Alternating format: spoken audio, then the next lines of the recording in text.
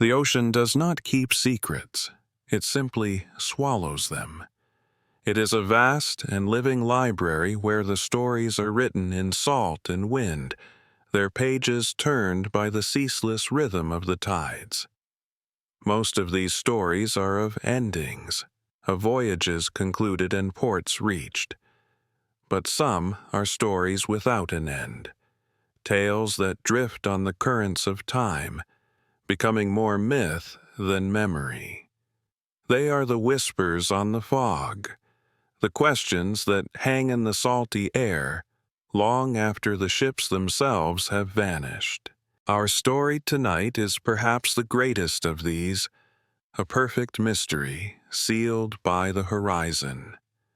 It is the story of a ship found in perfect order, under full sail, with a warm meal waiting in the galley, but with no one, not a single soul, left on board to tell its tale. This is the story of the ghost ship, the Mary Celeste. To understand the silence that would come to define it, we must first travel back to a time of noise and purpose. Our journey begins not on the open Atlantic, but in the bustling, clattering heart of New York City in the autumn of 1872. The docks of the East River are a forest of masts, a cacophony of steam whistles, rumbling carts, and the shouts of men from a dozen nations. The air is thick with the smell of coal smoke, tar, and the rich, pungent scent of goods from every corner of the globe. Here, moored at Pier 50, is a vessel named the Mary Celeste. She is a brigantine, a handsome, two-masted ship of 282 tons. She is not a grand clipper or a powerful steamship, but a workhorse of the sea, sturdy, reliable, and seasoned. She has a history, as all ships do. Built years before in Nova Scotia, she was first christened the Amazon. Her early life was not without incident. She had known mishaps, a collision, a grounding, even the sudden illness of her first captain. Sailors are a superstitious people, and some might have said the Amazon was born under an unlucky star. But now, under new ownership and a new name, she seems poised for a fresh start. Her hull is sound, her rigging is strong, and she has been refitted to a fine standard. She looks like a ship with a future. Her master for this voyage is Captain Benjamin Spooner Briggs. If you were to picture a New England sea captain of the era, you would likely picture a man much like him. At 37 years old, he is in the prime of his life, a devout, respected, and experienced mariner. He does not drink, as a member of the temperance movement, and he is known for his fairness and his calm command. He is a man of the sea, born and raised in a family of sailors in Marion, Massachusetts. The ocean is not just his profession. It is in his blood. He is also a family man. This voyage is to be special, a culmination of a dream. He has invested his own savings into this vessel, becoming a part owner. He plans to sail her to Genoa, Italy, deliver his cargo, and perhaps begin a new life in Europe, leaving the harsh New England winters behind. He is not sailing alone. By his side is his wife of 10 years, Sarah Elizabeth Cobb Briggs. Sarah is not the sort of woman to be left behind on shore, pining and waiting. She is as adventurous as her husband, a capable and intelligent companion. She has sailed with them before and feels as much at home on the gentle swell of the ocean as she does in their cottage ashore. Their presence together on the ship softens its rugged, masculine edges. She has brought along her melodeon, a small reed organ, and her sewing machine, intent on making the captain's cabin a small pocket of domestic warmth in the vast wilderness of the sea. And with them is their daughter, Sophia Matilda Briggs, just 2 years old. A bright, happy child, she is the light of their lives. For her, the ship is not a place of work or danger, but a grand, floating playground. The sailors dote on her. The gentle rocking of the waves is her cradle.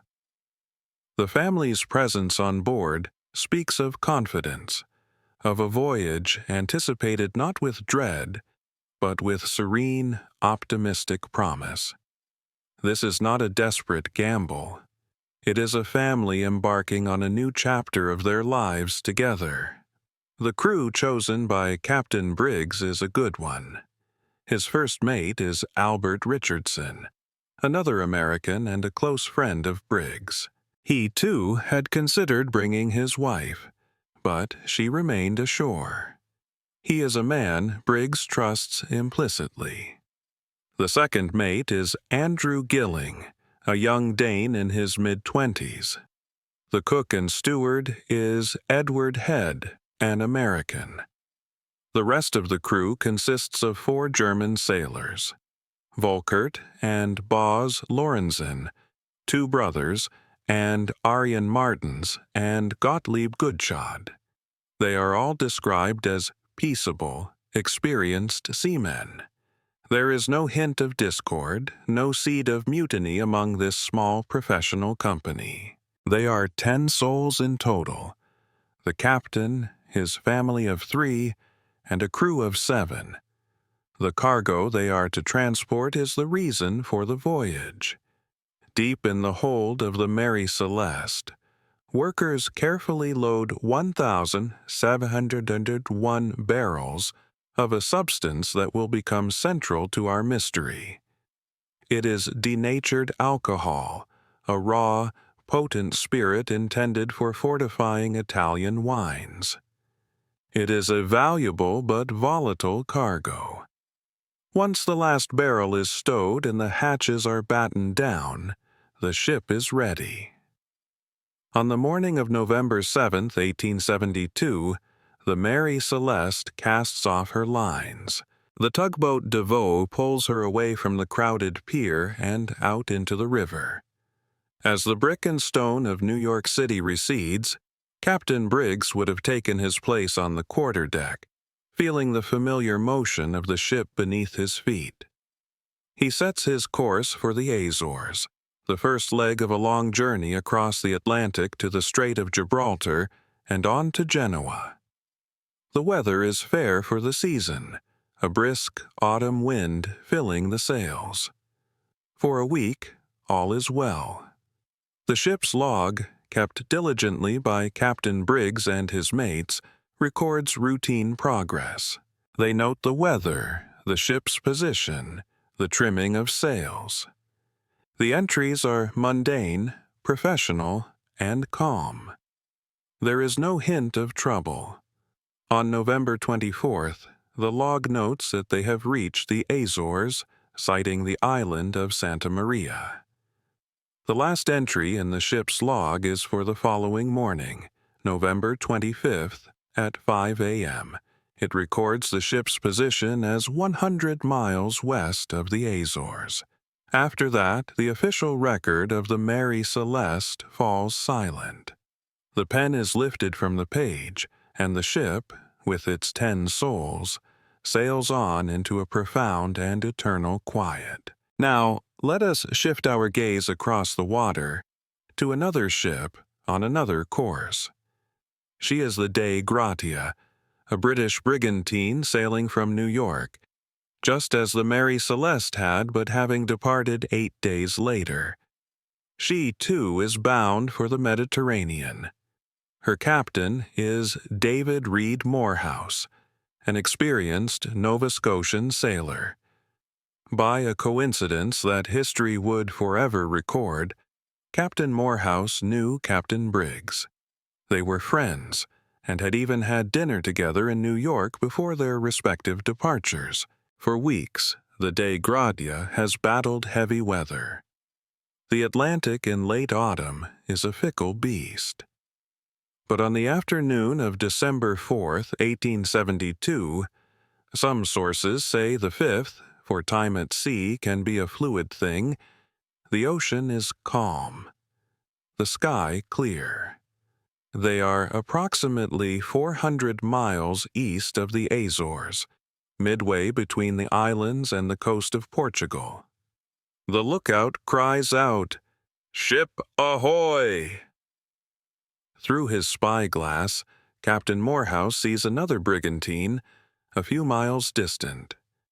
She is under partial sail, her foresail and upper topsail set, and she is moving, but oddly. She yaws in the wind, her movements clumsy and erratic, like a dancer without a partner. She seems to be pointing toward the Dei Gratia, but as they draw closer, it becomes clear no one is at the helm. She is not being steered. Morehouse is puzzled, then concerned. He knows the ship's profile. He recognizes the cut of her sails, the line of her hull. He believes it is the Mary Celeste. He had wished Captain Briggs a fair voyage in New York. What could possibly be wrong? He orders his crew to signal. They hoist their flags, but there is no reply. They fire a signal gun, its sharp crack echoing across the placid water. Silence. They hail her, their shouts carrying across the waves. "Ahoy, Mary Celeste!" The only answer is the creak of the ship's own rigging and the sigh of the wind through her canvas. A deep sense of unease settles over the crew of the Dei Gratia. A ship under sail but without a crew is a deeply unnatural sight, a violation of the fundamental laws of the sea. Captain Morehouse makes a decision. He orders his first mate, Oliver Deveau, and two other sailors, John Wright and John Johnson, to lower a small boat and row across to the silent vessel. As their small dory cuts through the water, the Mary Celeste looms larger and larger. She looks beautiful and spectral in the afternoon light, her sails glowing.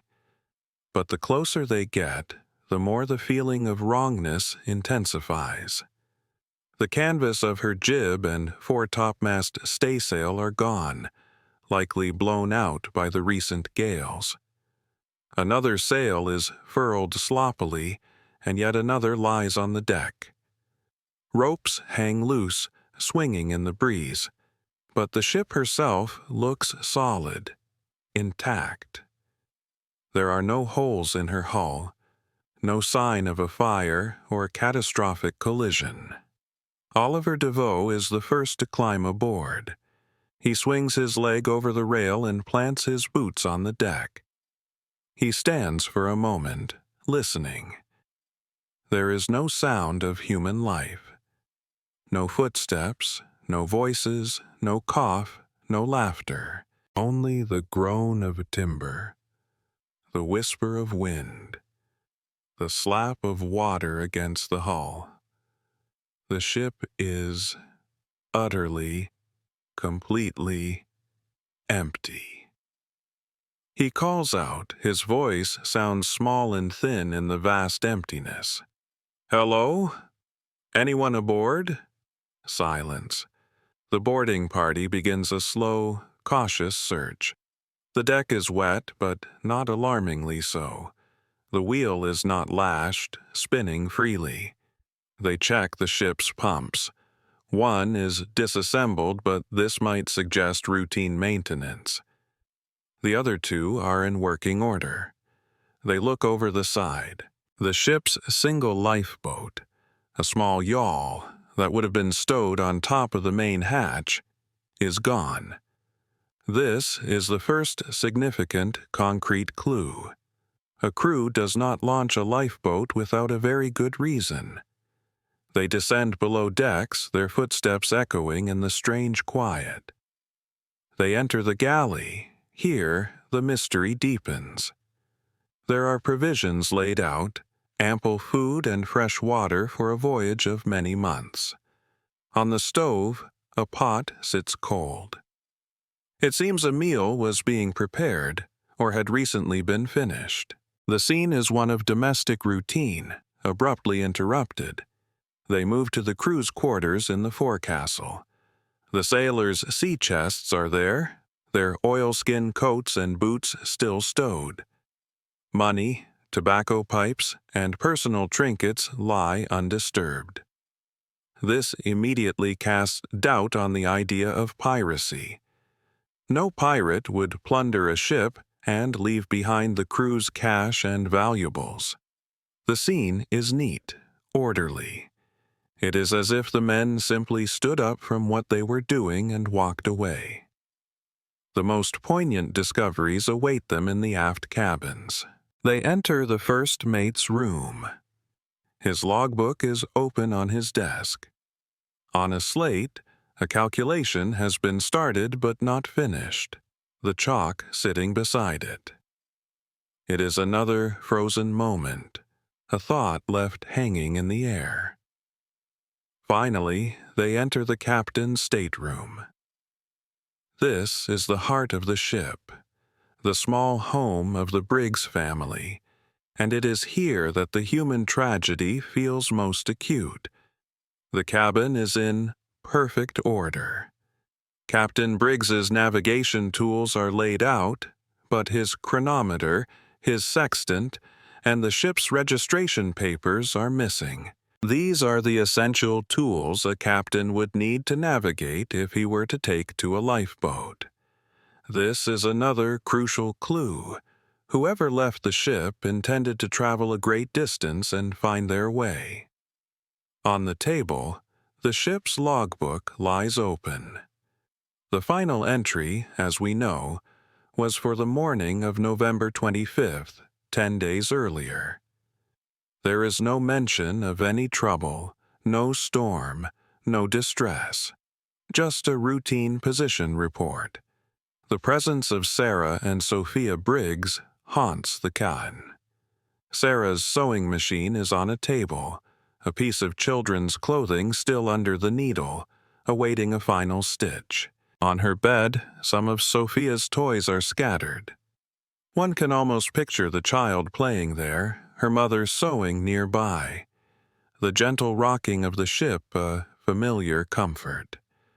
The normalcy of the scene is what makes it so terrifying. It is a portrait of family life, suddenly and inexplicably erased. The boarding party makes one last check, this one in the cargo hold. They lift the hatch and peer down into the darkness. There is some water in the hold, about 3.5 feet of it. This is not unusual for a wooden ship of her size after a period of rough weather, and it is not enough to endanger the vessel. The pumps could have easily handled it. The cargo of 1,701 barrels of alcohol is mostly intact. They are stowed securely. However, upon a later, more thorough inspection in port, a curious fact would emerge. 9 of the barrels are empty. These 9 are made of red oak, a more porous wood than the white oak of the other barrels. This detail, seemingly minor, will become a cornerstone of the most plausible theory.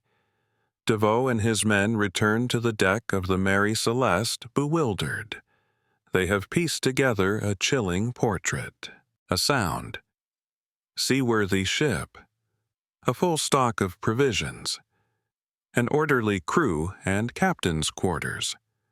Personal valuables left untouched. And yet, no one is here. The crew, the captain, his wife, and their little girl have vanished from the face of the earth. The lifeboat is gone. The vital navigational instruments are gone. It was a deliberate abandonment. But why?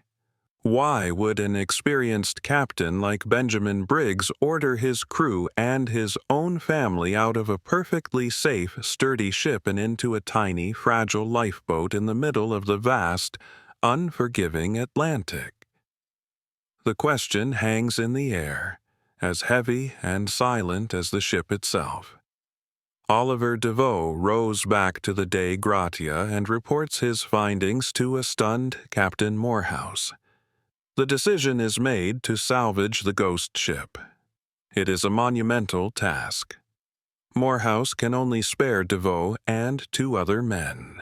So a skeleton crew of 3 will sail the Mary Celeste, while the rest remain on the Dei Gratia. For nearly 2 weeks, the 2 ships sail in tandem, 2 lonely companions on the winter sea, one manned by a full crew, the other by 3 men and 10 ghosts. They battle storms and contrary winds, but finally, on December 13th, 1872, they guide the Mary Celeste through the Strait of Gibraltar and into the safety of the harbor. But the arrival of the ghost ship is not the end of the mystery. In many ways, it is just the beginning. The ship has been found, but the silence that surrounds its crew has only grown deeper. The quiet harbor will soon be filled with the loud, contentious voices of lawyers, officials, and theorists, all trying to explain the inexplicable. The arrival of the Mary Celeste in Gibraltar did not bring clarity. It brought suspicion. The harbor was a nexus of British imperial power, and its legal system was rigid and formal. The case was turned over to the Vice Admiralty Court, and the man in charge of the investigation was the Queen's Proctor and Attorney General for Gibraltar, a man named Frederick Solly Flood. Solly Flood was a man of immense self-regard and a suspicious nature. He was convinced from the outset that he was not dealing with a simple maritime mystery, but with a crime. He could not accept that a crew would abandon a perfectly sound ship. Therefore, foul play must be involved. His mind, unburdened by evidence, immediately began to construct dark and elaborate theories. His first target was the crew of the Dei Gratia. He found it all too convenient that Captain Morehouse just happened to be a friend of Captain Briggs and just happened to find his ship abandoned in the middle of the ocean.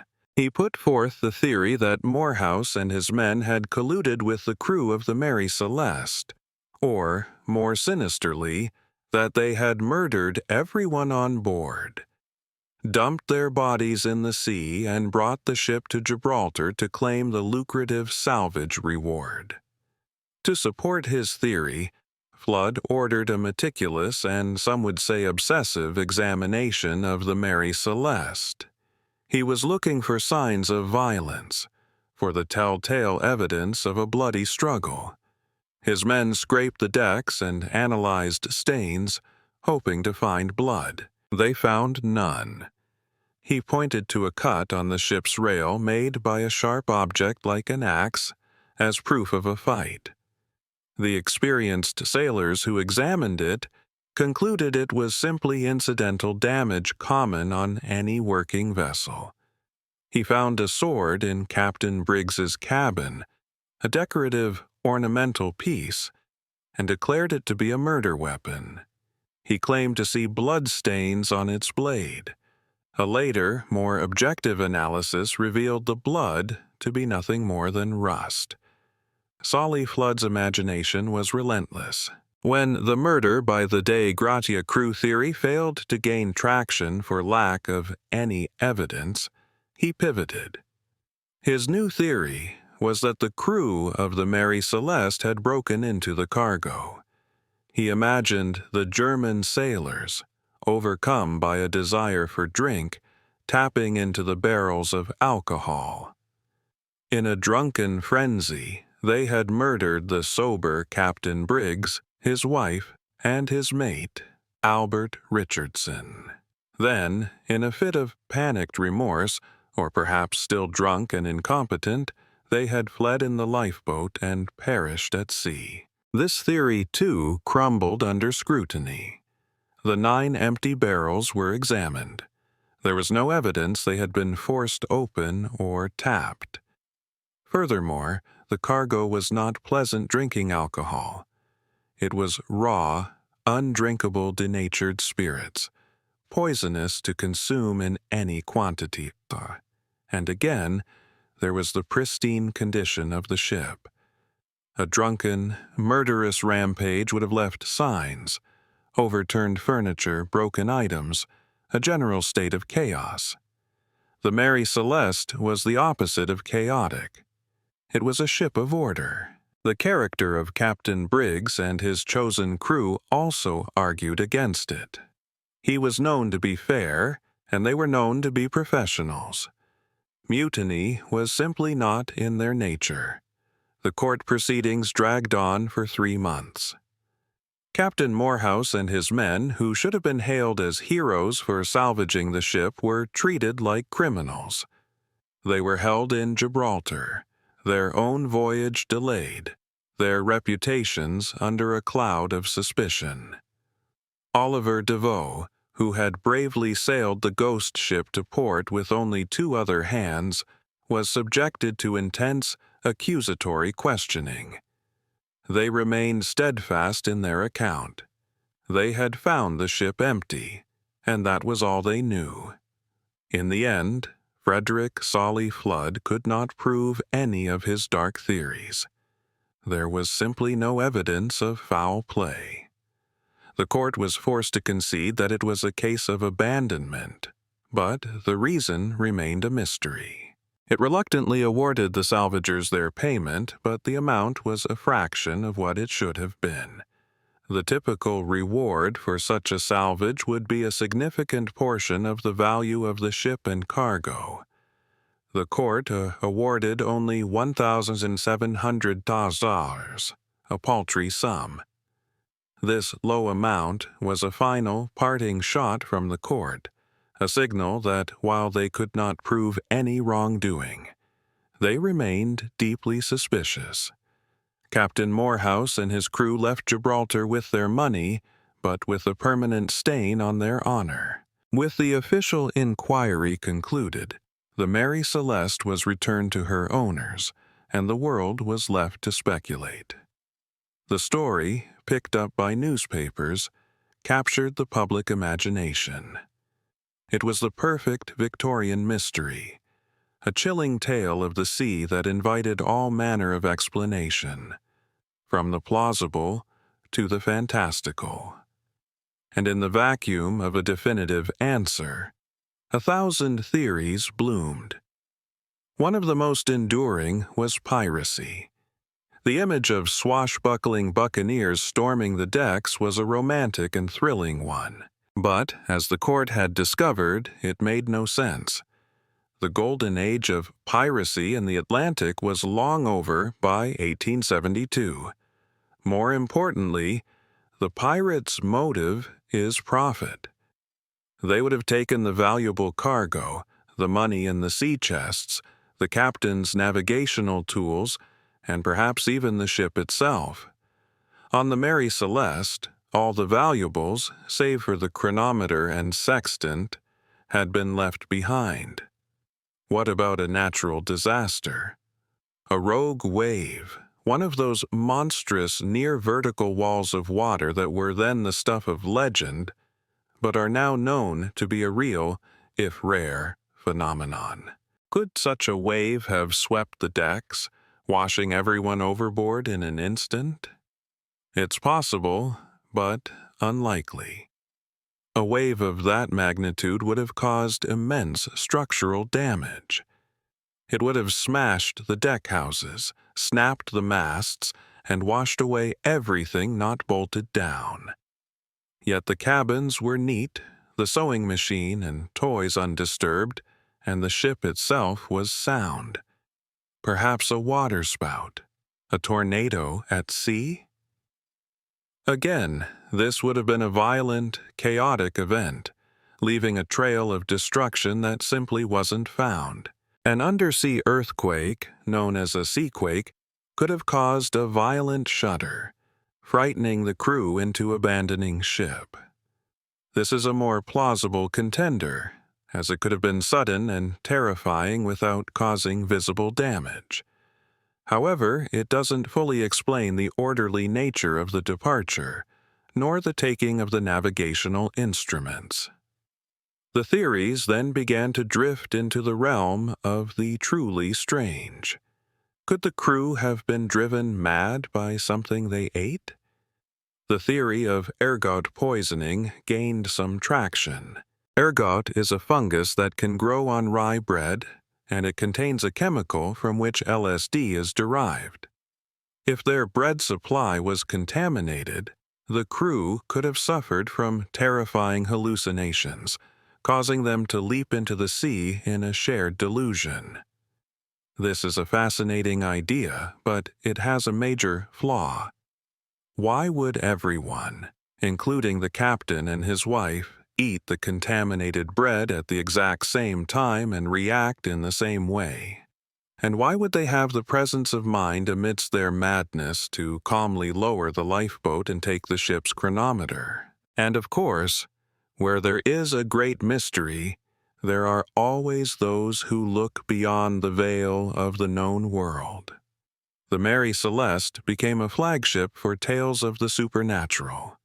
Was it a sea monster, a giant squid or octopus, its massive tentacles reaching up from the depths to pluck the crew one by one from the deck?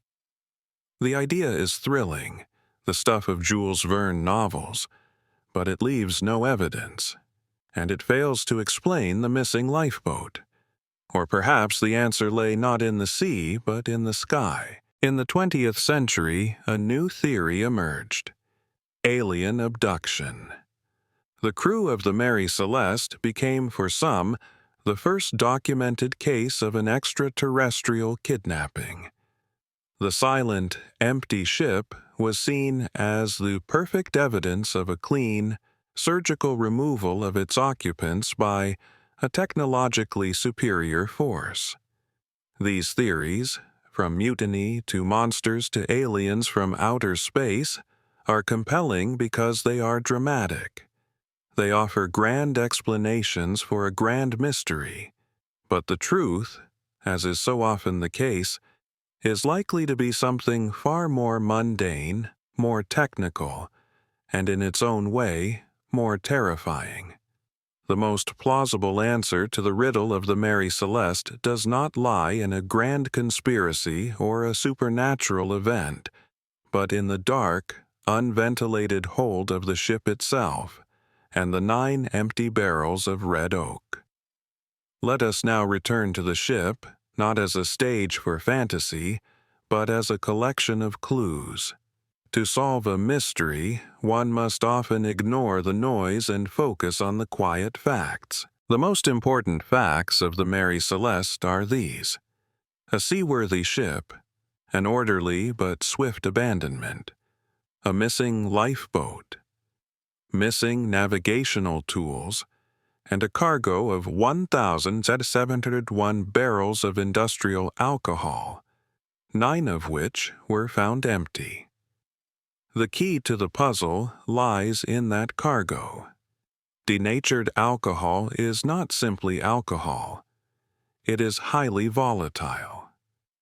When warmed, it can release a significant amount of flammable vapor. The barrels were loaded in New York in early November. They then sailed into the Atlantic, where they would have encountered fluctuating temperatures. The most widely accepted theory, championed by historians and maritime experts for decades, is what we might call the non-explosion theory. It is a story of physics, chemistry, and human fear. Picture the scene. The Mary Celeste has just passed the Azores. She is 10 days out from her last log entry. Down in the hold, the temperature changes have had an effect. The porous red oak barrels, different from the more robust white oak barrels that made up the rest of the cargo, have begun to leak. Alcohol vapor, colorless and odorless, is slowly seeping out and filling the confined space of the hold. This vapor is much more explosive than gunpowder. The pressure begins to build. Perhaps the crew hears a strange, low rumbling from below decks. A deep, groaning sound, as if the ship itself is in agony. Captain Briggs, a sober and cautious man with his wife and child on board, would be deeply concerned. He knows the danger of his cargo. The threat of a catastrophic explosion would be his single greatest fear. Then comes the catalyst. It is not a massive, ship-shattering blast. It is something smaller, but no less terrifying. The pressure of the accumulated vapor becomes too great. It forces one of a number of the main hatch covers to blow off with a loud, sudden whoosh. It is not an explosion that destroys anything, but a venting of pressure. To the crew on deck, it would have sounded like the roar of a dragon awakening in the belly of their ship. They would see the hatch cover fly into the air. They might smell the potent alcoholic fumes now venting into the atmosphere. In that moment, Captain Briggs has to make a split-second decision. He believes his ship is a floating bomb, that the initial venting is just a prelude to a massive, fiery explosion that will tear the Mary Celeste apart and kill everyone instantly. He has no way of knowing it was a one-time release of pressure. His primary duty is to the lives of his crew, and, above all, to his family. He gives the order to evacuate. But this is not a panicked, every-man-for-himself abandonment. It is an orderly, if rushed, safety procedure. He is not abandoning the ship forever. He is temporarily getting everyone to a safe distance, intending to wait and see if the ship explodes. If it does not, he plans to return. This explains the clues perfectly. He orders the lifeboat, the small yawl, to be launched. This explains why it is missing. He knows they may be adrift for some time and might need to find their way back to the ship or to land if the worst happens.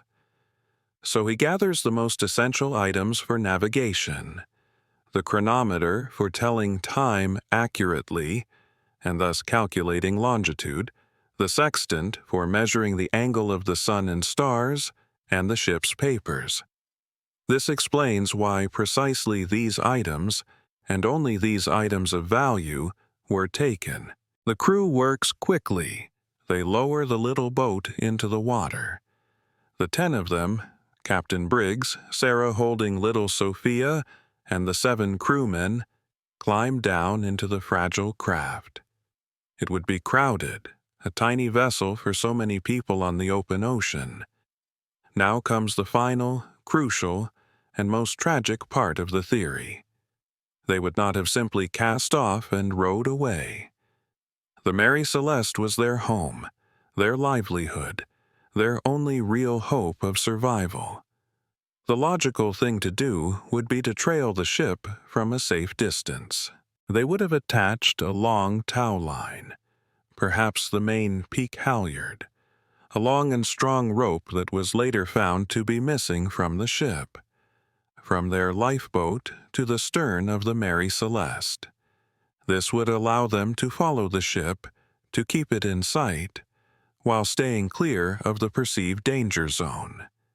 They would float there, 100 yards or so behind the mother ship, watching, waiting for the explosion that never came. And then, fate intervenes with a terrible finality. What happened next is a matter of speculation, but it would have been sudden and irreversible. Perhaps the wind picked up unexpectedly. The sails of the Mary Celeste, still partially set, would have caught the gust. The large, heavy ship would lurch forward, putting a sudden, immense strain on the towline. The rope snaps, or perhaps a sudden squall hits, whipping the sea into a frenzy.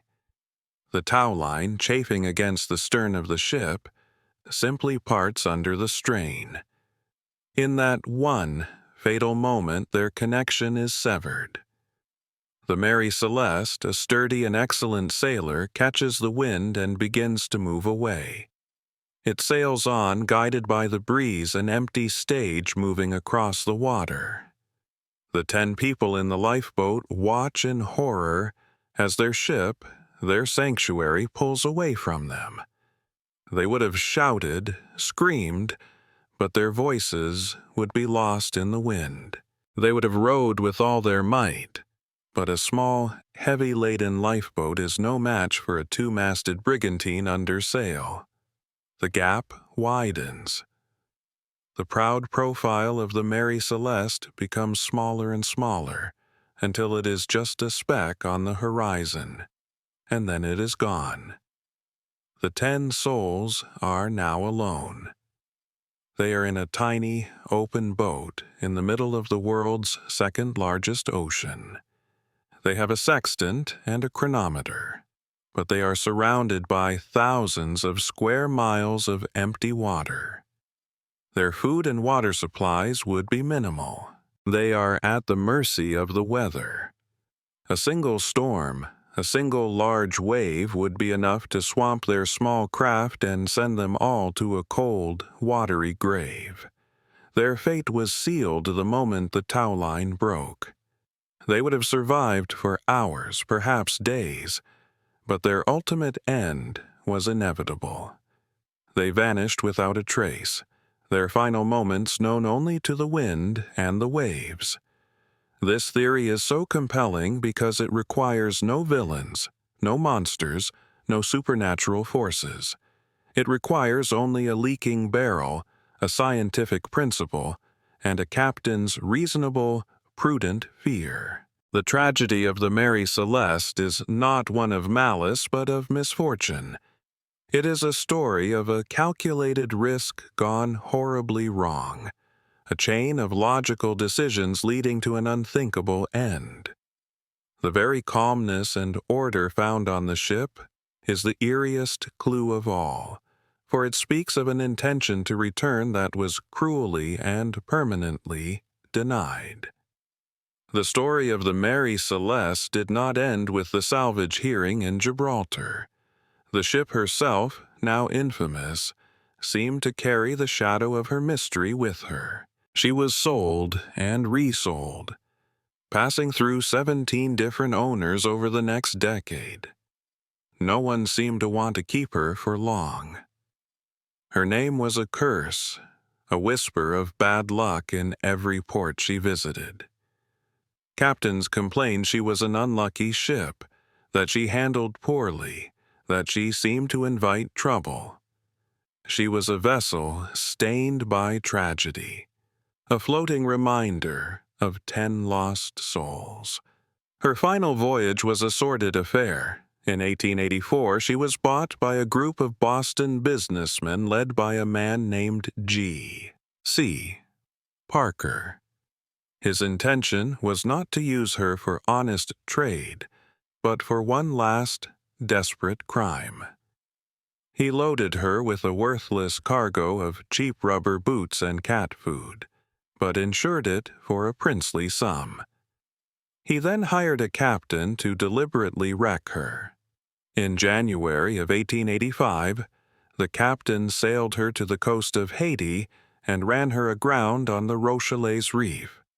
To make sure she was a total loss, he then set her on fire. But even in her destruction, the Mary Celeste seemed to defy a simple end. She refused to sink. The fire burned out, but her stubborn hull remained impaled on the coral, a charred skeleton visible for all to see. The insurance company, suspicious of the convenient wreck, investigated. The fraud was uncovered. Parker and his conspirators were tried, but a hung jury allowed them to escape conviction, though their reputations were ruined.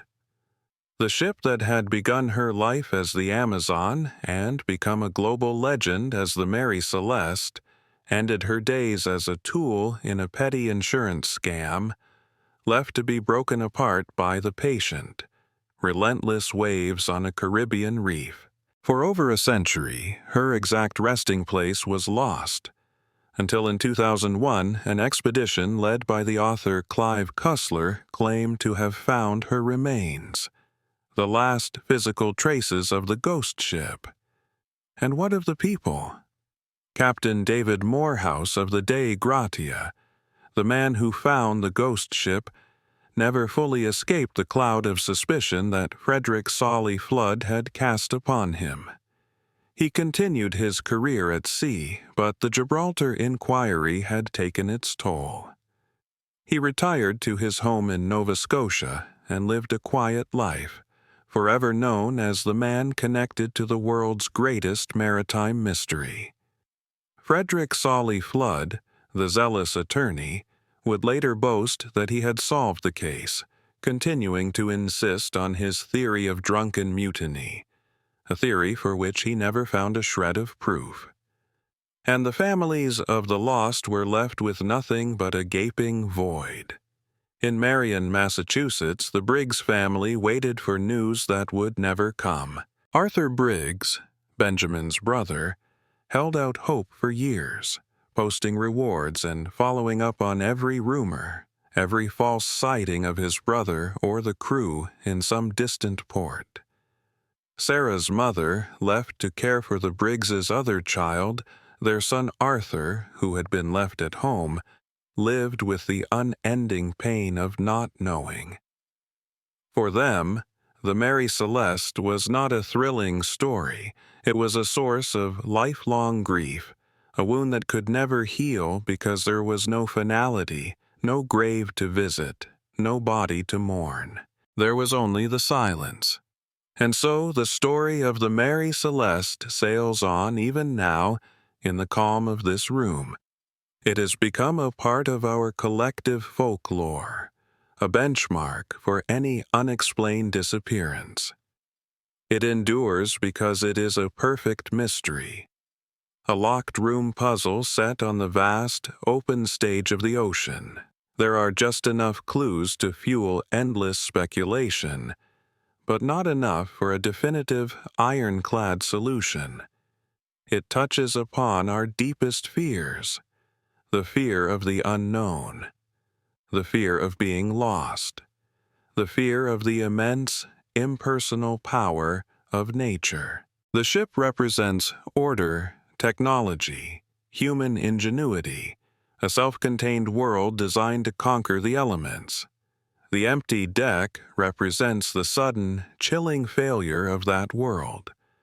The story reminds us that no matter how sturdy our ships, how detailed our maps, or how skilled our captains, the sea always holds the final authority. So, as you drift now towards sleep, picture that ship. See her as Oliver Deveau first saw her, sailing silently in the afternoon light. Her sails are set, her course is steady. She is a ship with a purpose, but her purpose has been lost. She is a vessel full of stories, of a hopeful family, of a professional crew, but with no one left to tell them. She sails on through the mists of time, forever on that last, unfinished voyage. Her 10 souls are gone, their fate surrendered to the deep. And all that is left is the ship herself, the gentle creak of her timbers, the sigh of the wind in her rigging, and the profound, eternal silence of the Mary Celeste.